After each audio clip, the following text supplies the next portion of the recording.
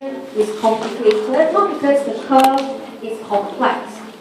It's because the curve is so simple. It's just one straight line. Alright? But yet there's so much behavior to discuss, which is the workers' behavior, how they look at PE to adjust wages, and then reflecting on the firm's behavior after they saw our wages, how much he adjusts prices. Right, so a misinterpretation of the AS curve is very devastating. So you have to change your mindset, which is not that easy. Most of us can do AD well because we are now more familiar. Prices, interest rate, money demand, investment. Right? But now when we switch to talk about AS, we now have to perceive ourselves as firms. It's generally more awkward and difficult. Okay? So I would want to stress, the minimum you must study for prelim is up to AD. But if you can push yourself to study AS, it's actually quite good. Then you can understand ADAS model. Okay? So this is the case A that we have seen, focusing on, in this case, the AS curve can be vertical, something that you were aware. A country's potential output is depicted by a vertical line. Right? But now we want to move on to things that are more realistic. That in the real world, output is not always at Y-end. Right? Output can be higher or output can be lower. Okay, so let's look at case B. This is example, China. Right? Output can be higher than Y-end. Okay, so for example, if your Y-end was $5 billion, but yet you are producing at 8 billion. That's the meaning of you produce above full employment. Okay, so that tells you unemployment rate is lower than UN. Okay, or you will say, right, there was a great labor shortage, where you can actually perceive that existing workers have to actually work long hours. Right, so spend time understanding why more than YN. Don't just say, oh, output bigger, but how can this happen? You make the workers work long hours to produce 8 billion output instead of your 5 billion. So intuitively means unemployment rate is very low. Alright, people who have attitude problems, with the wrong skills, they are all getting jobs. And not only that, existing workers even have to work long hours. So that tells you, therefore, like what we know, wages will go up. So get the intuition correct. Okay, so in this case, you can draw the diagram. You can choose to draw two separate sets. I'm going to combine them, but you can discuss one set for China, one set for US.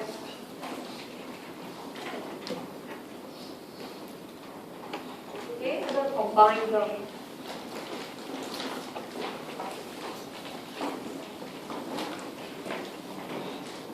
So highlighting to you, when we do the AS curve, it's not happily draw one straight line. It's to first start at YN first. Every country has a YN, a potential output. Right? And you assume you started from there first. Why not? What's the meaning of Y equals to YN? U equals to UN. Means labor supply equals labor demand. Right, so just to read one point on the AS curve takes a few seconds. That's why it tells you if labor supply equals to labor demand, it means prices of the goods is the expected price level. Because labor supply is where workers set wages according to PE. Labor demand is by firms paying the wages and setting a price P. Right? So every time when you draw the AS, don't happily draw one line. Focus on point A, what it says first. So now this is China. She wants to expand her output like what we have analyzed in case B, right? Beyond Yn. So expected price level didn't change, but workers know they are in demand. So in this case, you can see W increase, price goes up, must be above the PE. Okay, so see carefully. This looks easy, but take note, only P1 went up. PE is the same. Your expectation of inflation is the same, but you have bargaining power now because the labor market is very tight. You bid up wages. So this, in this case, is the movement along the SRA. Okay, and you also can see the slope is on.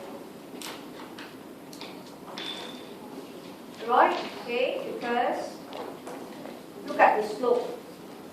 P1 minus PE is positive. This is the price gap.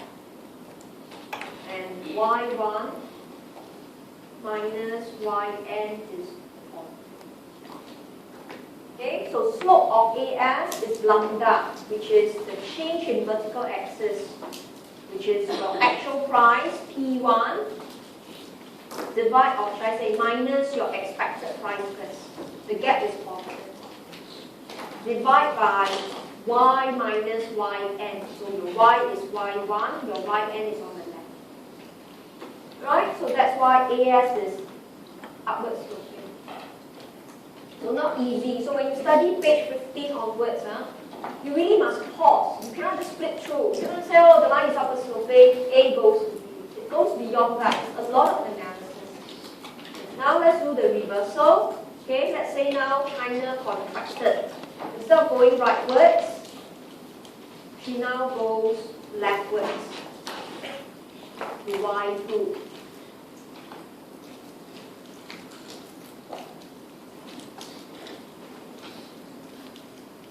Okay, so in this case, output falls. Okay, you can copy here. It means unemployment rate is larger than the natural rate. Again, we are not sure in figures, right? Yn 5 billion. China ended producing only 2 billion. So naturally, there's idle resources. Workers are not being employed. Unemployment rate higher than natural rate. So that tells you wages will go down. Based on the simple model, we're not looking at the real world per se. It will say prices goes up. Okay, but expected price level don't change. Expected price level takes a long time to change. Alright, so in other words, we know we still need to pay for expensive housing and transport, but we have no choice. We have to cut down wages. Right, and then firms faced with contraction in economy has to cut down prices. And that's how we get point C. Right, so again, look at the slope at point C. Okay, P2 minus PE is negative. Right, this is the vertical axis. Horizontal axis is Y2 minus Yn is negative, but the slope, when you take a negative figure, divide by another negative figure, it's still positive.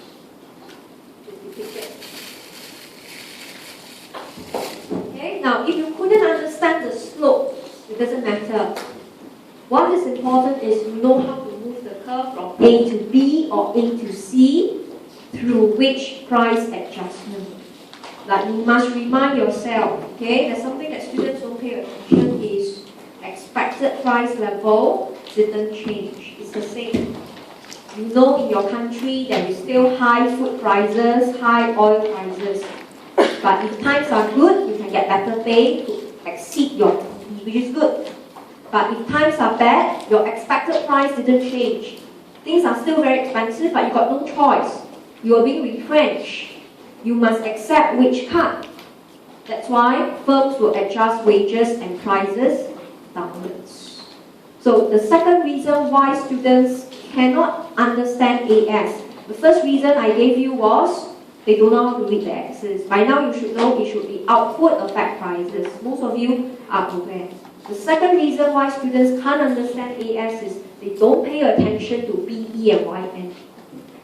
The answers don't have B, E, and YN. That is output increase, price increase, which is not correct. Right? So you have to pay attention to all these fine details because they anchor on telling you what is unemployment rate, what is wages. And from there, you could see whether you can mark up or you can mark down. Very critical. So you have to spend time on this, although it's only an AS curve. Okay, so that is case B and C. That tells us in the real world, our AS is not vertical, it's actually upwards moving. Okay, so now we want to move on further to discuss the slope. Lambda.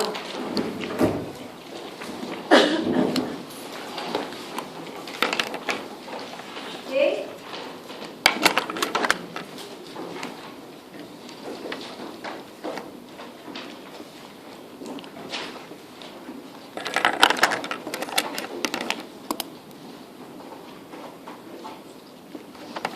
So PE will actually reflect to us, right, the actual cost of the day. But what is lambda? So you can see, right, if the economy is at Y naught,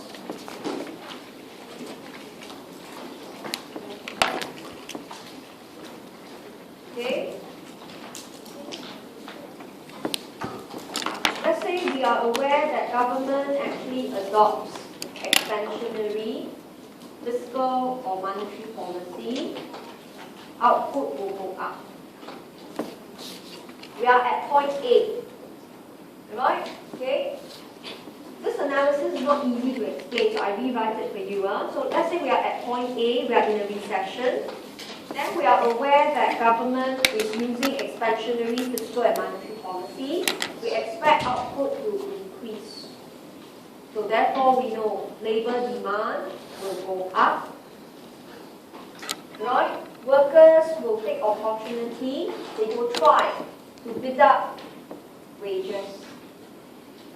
Okay? And that tells us firms will also start to mark up prices. Okay? Right? So the question is, how much will P increase? So you are at P naught. You know when output increase, price will go up. But now the focus is how much. Okay? So it all depends. And you can see. Okay? Price increase is small. The increase in W is small.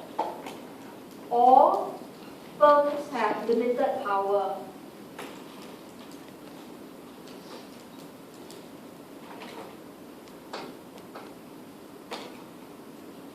So in this case, P increased to P1.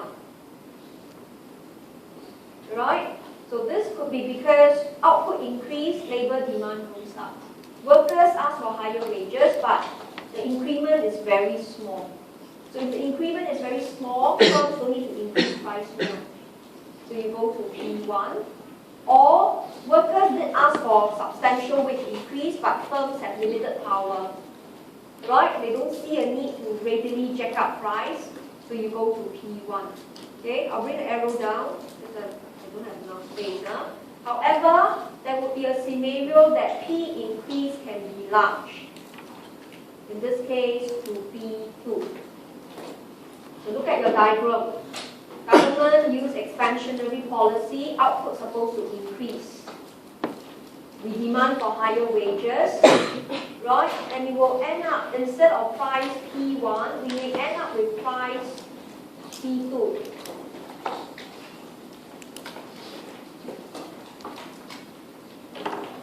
Okay, which is our point P.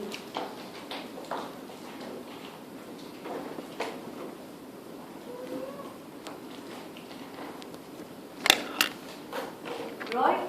So why is it prices will go up substantially in this case to P2? Two reasons. One could be W increase is larger. Workers have very strong bargaining power, right? They manage to push wages up by larger amount. Price must increase to P2. Okay? Or it could be firms on the opposite perspective now have larger market power. Right? If they are large monopolists, they can push the wages to us. So price, instead of marking up to P1, can go to P2. Right? So in this case, the slope of AS is affected by workers, how much wages can change, also affected by the firm's market power.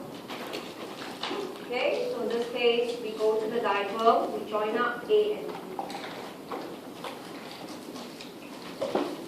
Okay, so I'll do it here. SRAS now is steeper because lambda is larger.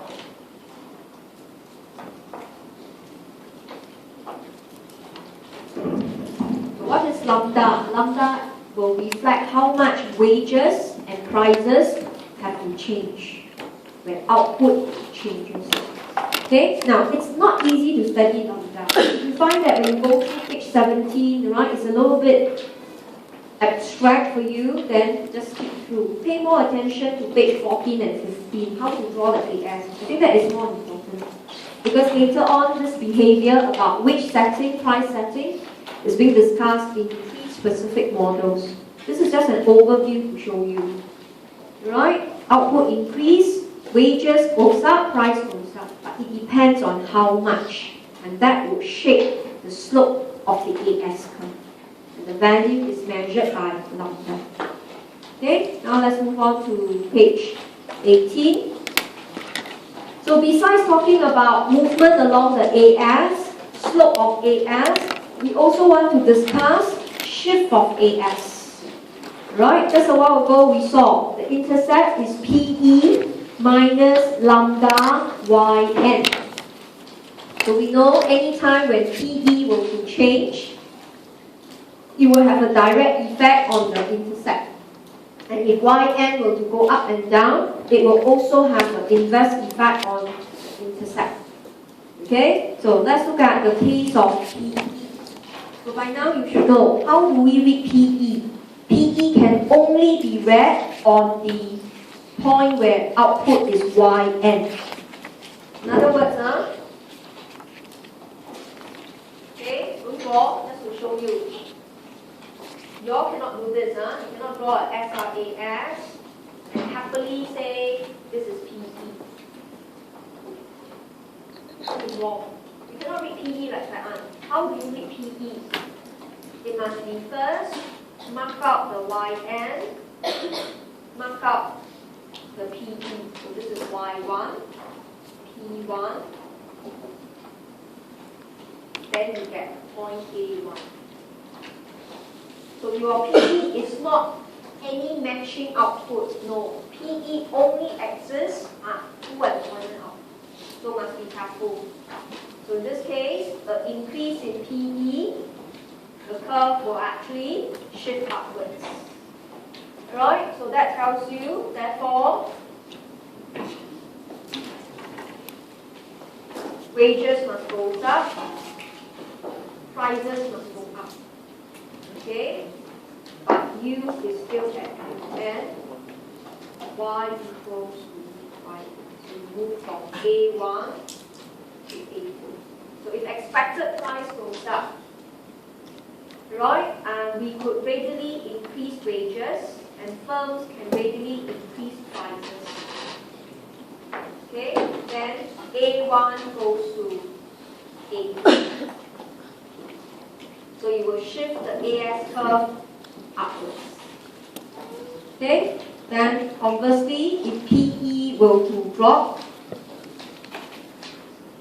right, so first we must shift the AS curve or SRAS when we say downwards. Okay, or we can say rightwards.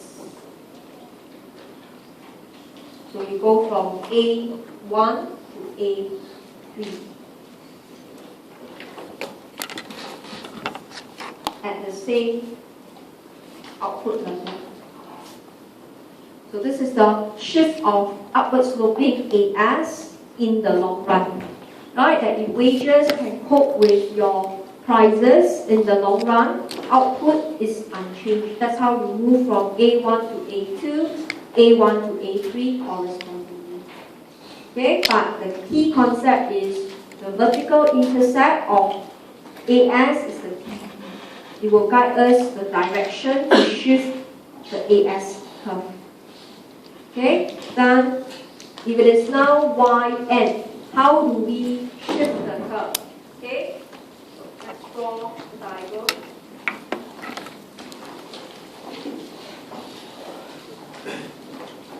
So by now you know everything must start with a YN first. So let's call this YN first.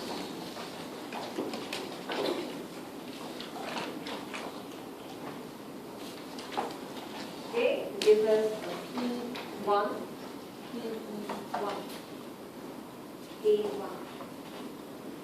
Right? But you know, if we are in the long run, one way to draw the long run is the vertical LRB.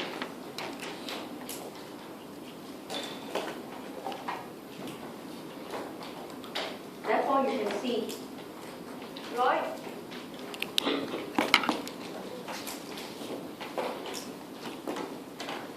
If you have a major, okay, you can have a major war or a natural disaster. There was a loss of resources. Right? The amount of resources in your country could be your land, can be your labor. Right? There was depletion. So in this case, YN will drop to YN2.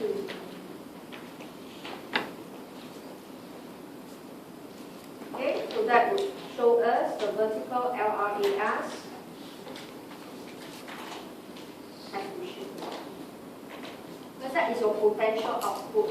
So your total maximum output has to go backwards. Right? So in this case, you can see countries that engage in major war or natural disaster, right, will experience in the long run a fall in the LRAS. Now, it is not immediate. Okay, let's say look at Japan. We have not even calculated where is her YN2. We do not know. It takes 10 to 20 years later, then you will know. So measurement of LRAS is passive. It must have happened. Things are settled down, then you start measuring. But on diagram, we draw it within seconds. We say, oh, a war took place, there's an earthquake, LRAS reflect. But in the real world, the measurement is a long time. Okay, then conversely, you can also see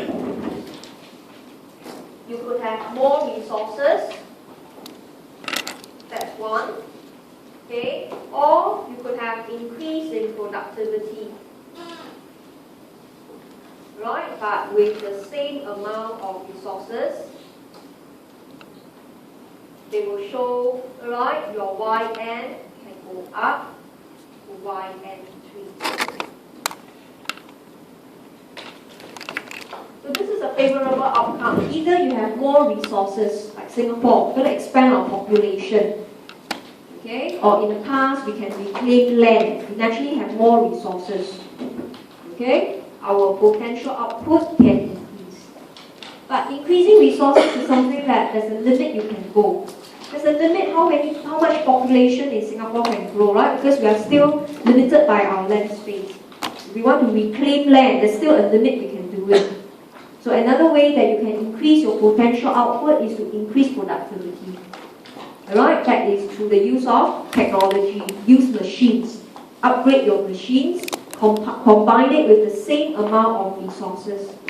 Then in this case, you can see your vertical LRAS can shift right.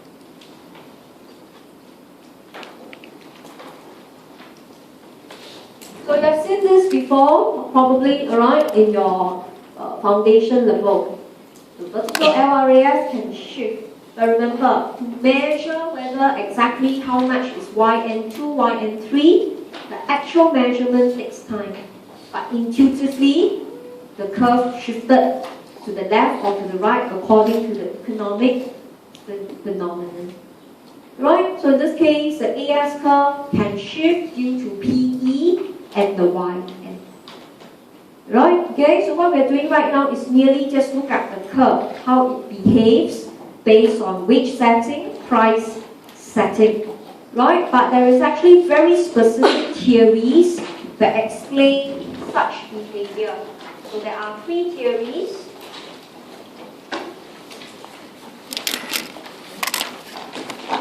Okay, I will encourage everyone to study very well for sticky wage because it is usually tested in section A.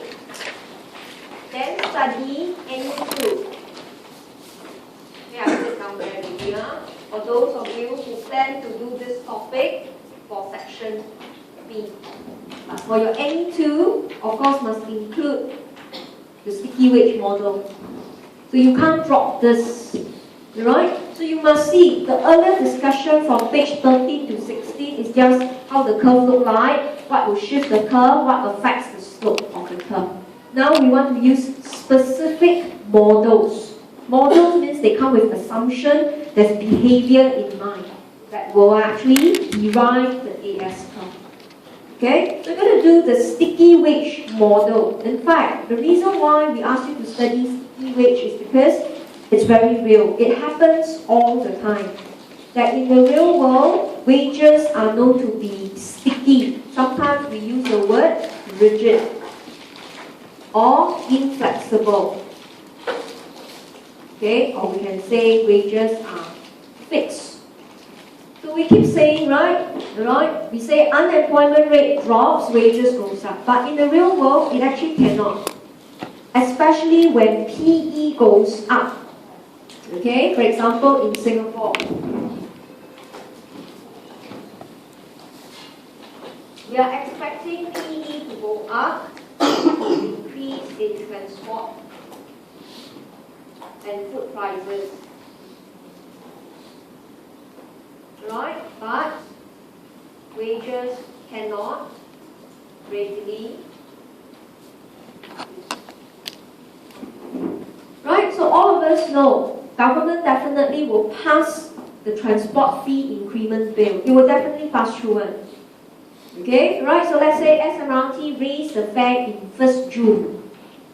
Between now and 1st June, do you think you can go to your employer and say, I want a wage increment? You can't. Your wage increment or your wage review is usually done in a yearly basis. Or some of us, alright, you are hired based on contract work. 2 years, your salary is fixed. So that is very common. Alright, so the sticky wage model does apply because workers are bounded by contract. Okay, but not only that, okay, besides we are bounded by contract, but due to collective bargaining, okay, example, in Europe, we have very strong trade unions. Okay, and in the US, which I'll use these 2 examples later on, we have what we call high minimum wage law. They will not allow wages to drop. Wages cannot drop. The trade union won't allow it. Right? Even the workers know they are out of job. Okay? They will tell the employer, I'm willing to work at a lower rate. But because of negotiation with trade union, you're not allowed.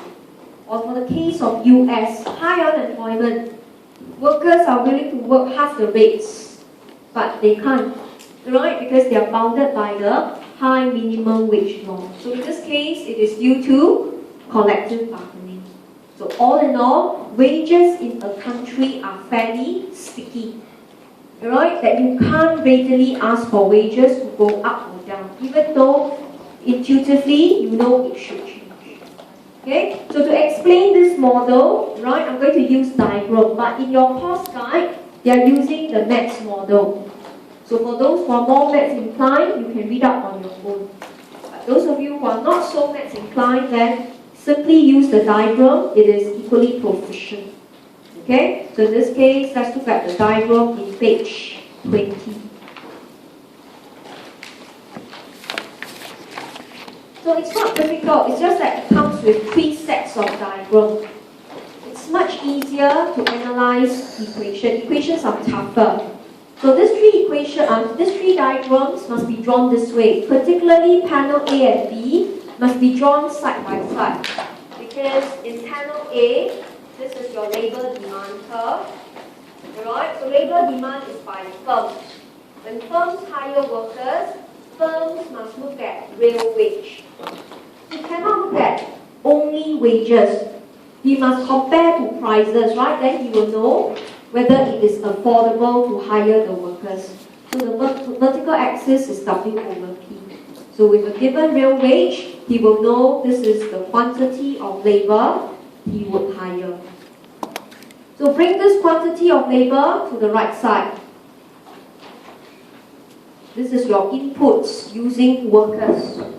So your production function, output, is a function of capital and labor. So in this case, we assume capital to be constant.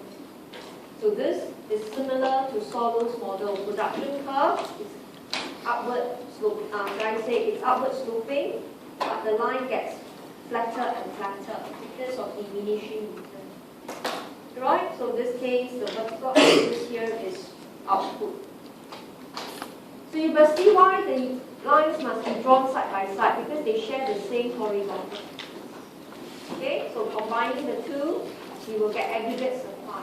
So this is the output, this is the price. Okay, so highlighting to you, what I did just now from page 2, in fact, page 13 to 19, they are the concepts. If you find very hard to grasp those concepts, as long as you can see there's wage and price setting is good enough. But what exactly derives the AS curve? This is one of the model and it's one of the easiest to understand because it's very conceptual in basis. Right? So this is what you do. You go to the diagram, mark out the price level. So in economy, there is already a price P1, an existing price level. Okay? So with the existing price level, workers will ask for wages W1. So we bring the W1 over P1 to the vertical axis. So there is no diagram for wages, it's just an intuition. Given a price level P1, there is a wages W1. So the firms look at W1 over P1, hire L1 workers.